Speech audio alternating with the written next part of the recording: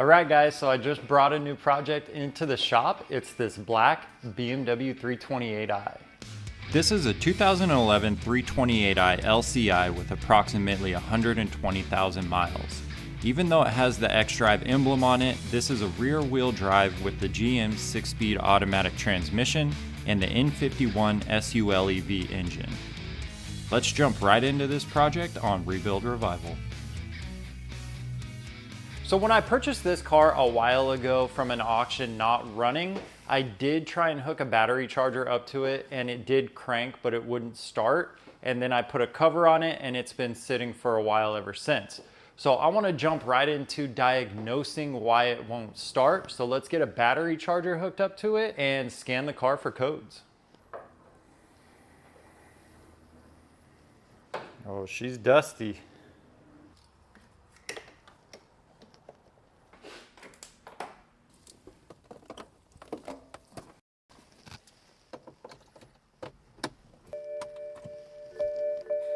We're going to do a complete identification on ISTA, which normally takes a few minutes. The control unit tree is showing us there may be issues with the FRM, RAD2, DME, and EGS. And here are the codes it currently has. Okay, so we're going to delete all the fault codes and then we'll see what pops back up, because a lot of this has to do with the battery being dead. So let's delete the fault memory. All right, we're gonna crank it and see what happens. So I've also got this charger hooked up back there. I've got one charger hooked up in the front as well, but this one I'm gonna put on jump start. And let's see if we could get this thing to turn over.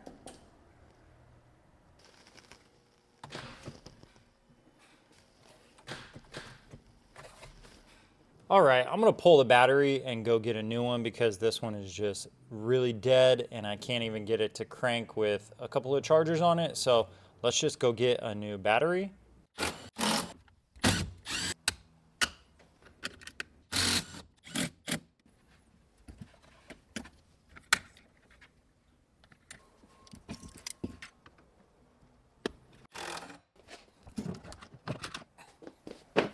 I did buy the bigger battery, so it is going to be a little tough getting it in there.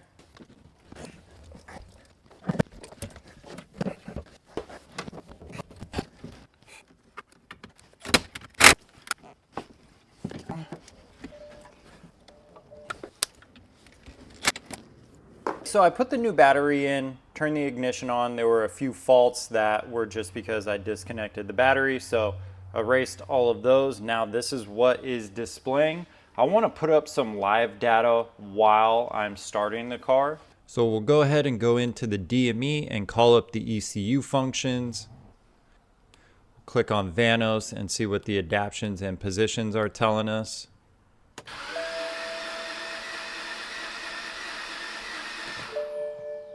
Okay, so that did sound a little bit odd to me. I want to see if the engine's actually turning, so I'm just going to put a little line here on the belt so I know if the engine's actually spinning or if the starter is just spinning without engaging the flex plate. So let's see if this moves.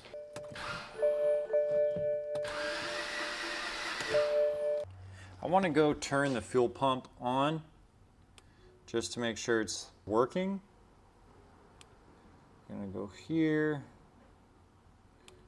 Now, I'm gonna listen for the fuel pump to come on. Okay, I heard that. All right, so the next thing I'm gonna do is remove the cover to the engine. I wanna check compression, and I also want to stick a camera down inside the valve cover to see if the cams are turning. And to get the back of the engine cover off, I guess you need to remove the cowling. I don't know, I can't get to the bolt underneath here. It's way in the back. And check out this cabin filter. It's massive. We'll definitely replace that. I'm gonna do a little bit of cleanup of all these little pine needles just so they don't fall deeper and deeper into anywhere. So let's just vacuum up these pine needles real quick. I'm sure there's a bunch on that side as well.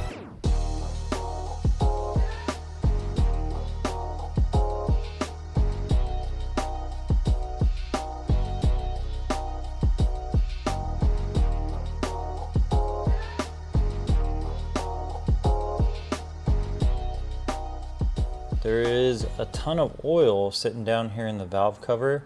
I think maybe it's coming out of the oil fill cap. I mean, you can see all this residue all over the valve cover and all that oil sitting down in there. All right, so I pulled the coil out of cylinder number 1. Now I'm gonna pull the spark plug. So that's spark plug number 1. All right, we're gonna stick our camera down into cylinder number 1. I know the screen is a little bit dirty on this. I didn't really notice that when I was recording, but there's nothing really to note inside of cylinder number 1, just a little bit of carbon on the piston, but nothing unusual.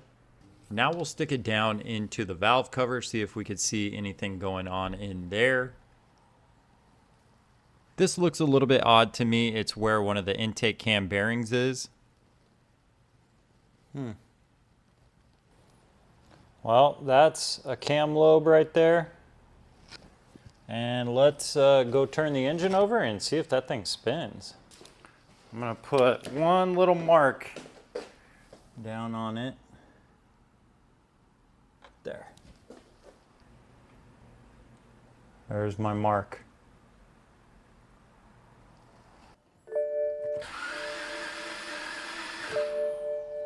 Okay, so that intake cam is turning. Now I want to see if the exhaust cam is turning, so I'm going to use my little right angle adapter and see if I can look at the exhaust valve. I couldn't really see anything with the right angle adapter on this camera. It's not a very good quality, so I couldn't tell if the exhaust valves were opening or not. The next thing I want to do is a compression test and test for spark. Okay, so we've got the compression tester hooked up. We've got our spark plug with the ground hooked up here. So we're gonna see if we've got any spark or any compression in cylinder number 1. As you can see, the spark plug is firing, but I believe the compression numbers are low because I did not prop open the throttle blade. Okay, so I just sprayed fuel everywhere over here. I manually turned the fuel pump on and then I cracked the line under here and fuel sprayed everywhere. I just wanted to make sure there was fuel pressure, so there is. We've got spark, we've got fuel pressure, the intake cam is turning. So the next thing I'm gonna do is pull the valve cover off.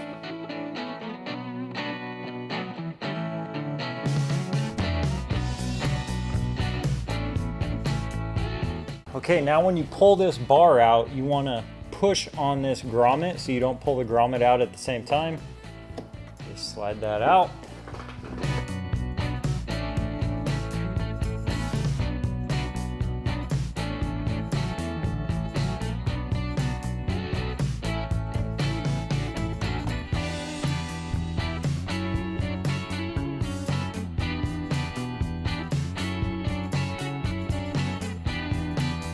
Okay, to get the Valvetronic motor out, there's a small little, I think it's like an E8 right there coming from the side that you need to remove, along with the 2 bolts that go in. This is what's leaking oil. Aha! Okay.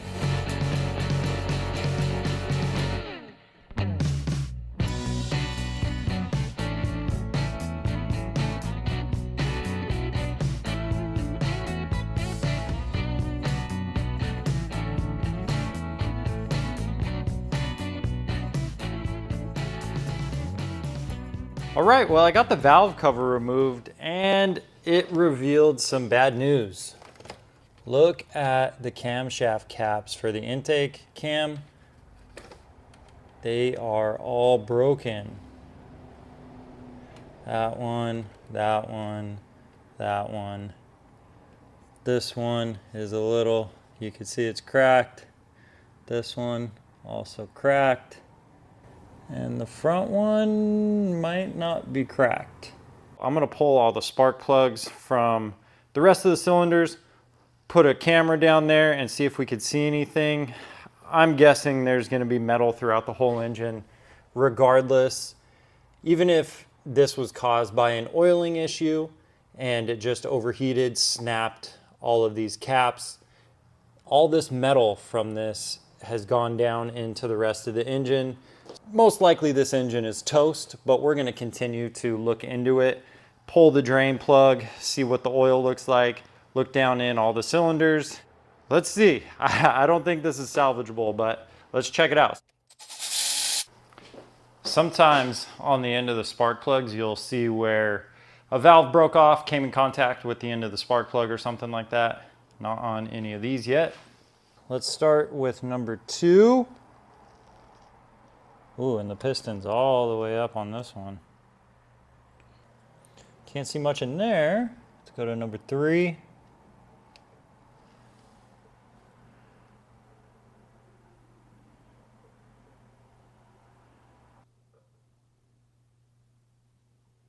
Oh God, I hate this thing.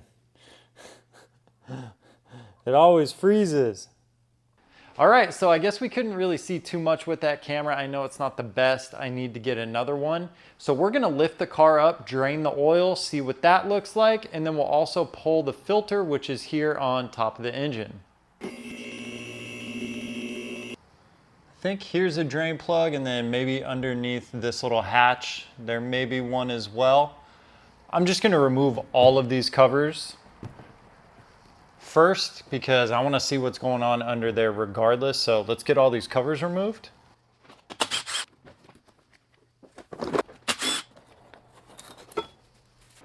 Well, everything is soaked with oil. It looks like the oil pan gasket is probably leaking, as well as the oil filter housing gasket. All right, so I've got my drain pan set up here. I just wiped this one out, so this one is completely clean. So anything that falls into this pan will be from this car. I'm also gonna catch a little bit in this glass jar. I like to be able to see through the glass. All right, nothing to really note with the oil. It didn't look that bad, wasn't super glittery, no chunks fell out.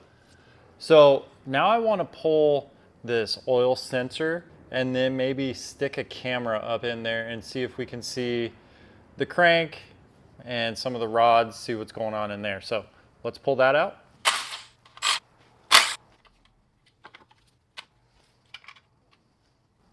All right, so basically we're gonna stick the camera up through where that sensor was and see if we can see anything going on in there. So I know you can't really see anything in this, it is sped up, but there wasn't anything to note. Plus I couldn't really see much with this camera. As I said before, it's not that good a quality. All right, now I'm gonna pull the oil filter. Ooh. Wow, look at that filter. Jeez. A little bit of metal maybe. I don't know why those cam caps split, but there's definitely metal throughout the whole engine. And look what I got in the mail. This is a Borescope from Kaiweets. They're a company that makes electronic diagnostic equipment. All right, so let's open it up here. Comes in a nice canvas case.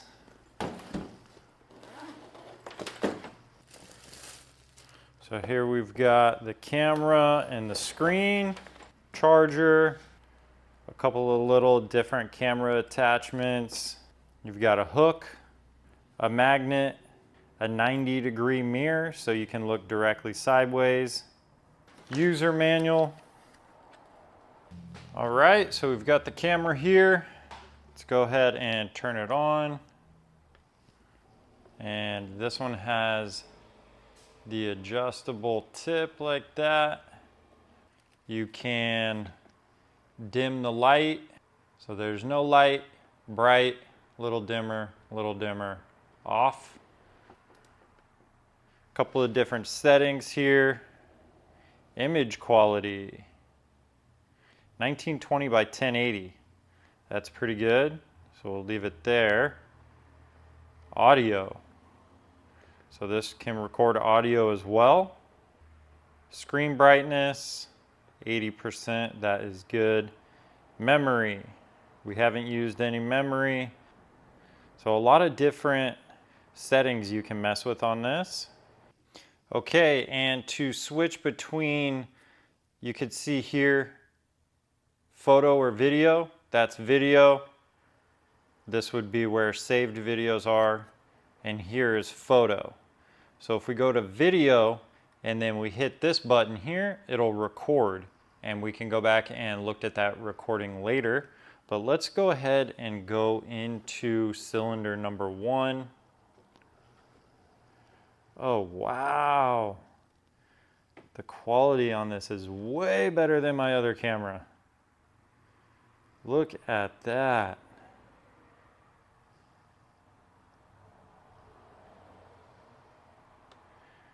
I'm going to record a video here. I'll put that up on the screen now as well so you guys can see exactly what it looks like. Let's try and look up at the valves. Hey, look at that. We completely turned it upside down, and now we're looking at the valves. Wow, the resolution on this camera is really good. The valves look fine on cylinder number 1. A little bit carboned up, but not bad. Let's go back into cylinder number 6. Okay, here are the valves in cylinder number 6. Nothing looks like it came in contact with anything.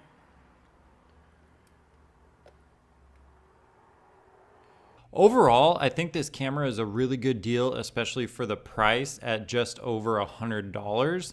I'll put a link in the description down below, as well as a coupon code up on the screen for 15% off. And look at this.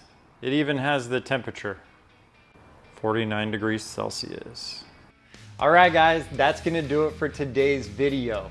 From the looks of it, this M51's intake cam lost oil pressure, the cam bearings got hot, the cam bearing caps cracked, and then sent metal throughout the rest of the engine.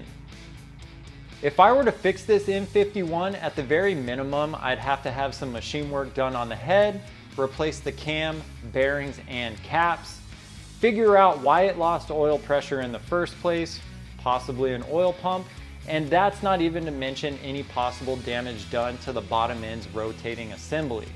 So I've decided to replace the engine with the used one, and instead of going back in with an N51, which is the SULEV version, I'm gonna swap in an N52, which has a little bit more compression and should perform a little bit better. So as always, thank you all for watching.